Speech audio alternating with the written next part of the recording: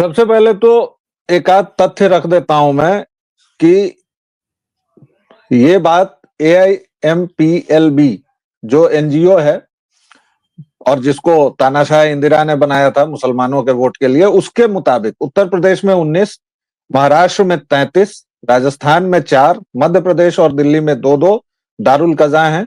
इसके अलावा गोवा, पंजाब और कर्नाटक में 1-1 दारुल कज़ा हैं। दर्शकों, ये जानकारी 2020 तक की है। बीते 4 साल में क्या हुआ है ये वो नहीं बताता है। ये जरा देखिए, इसके इसके साथ उस संस्था का नाम जोड़िए जिस संस्था के जरिए ये दारुल कज़ा चलती है। मैं अभी उस पर आऊंगा।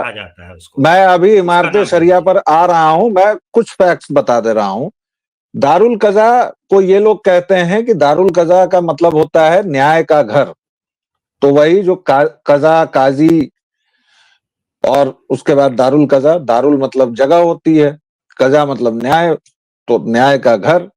जैसे दारुल इस्लाम और दारुल हर्ब, जो दो बिल्कुल एकदम साफ होता है किसी भी मुसलमान के इसमें, उनके हिसाब से वह भूमि जहां वह अल्पसंख्यक हैं, यानी 50% से कम है, वह सतत युद्ध की भूमि है और वो दारुल हर्ब होती है। जिस दिन वो इस्लामिक शासन लागू कर देते हैं वो दारुल इस्लाम होती है, जो 57 देश हैं इस वक्त पूरी दुनिया में, और उनका लक्ष्य है कि वो पूरी दुनिया को काली टेंटों में बदल देंगे और भारत को खास तौर से। बहरहाल आनंद जी, आप जो कुछ भी कह रहे हैं वो तो खैर एक सांप्रदायिक व्यक्ति कहेगा ही। उसके विरोध में जो सेकुलर सोच है, वो सेकुलर सोच लगातार कहती है कि दारुल कज़ा समांतर अदालत नहीं है, वह केवल घरेलू झगड़ों का निपटारा करती है।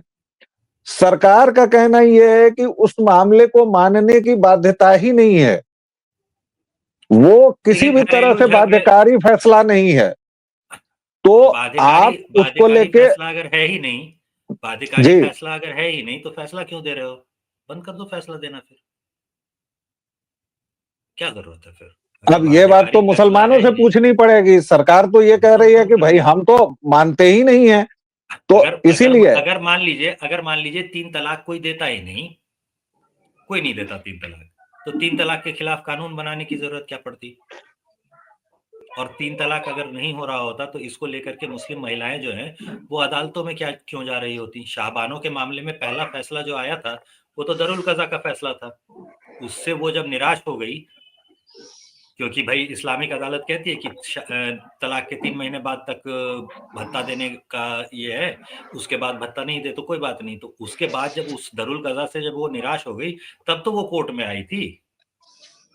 दारुल कज़ा का फैसला अगर बाध्यकारी नहीं है तो वहां पे जाने की जरूरत ही क्या है? बंद कर दो उसको।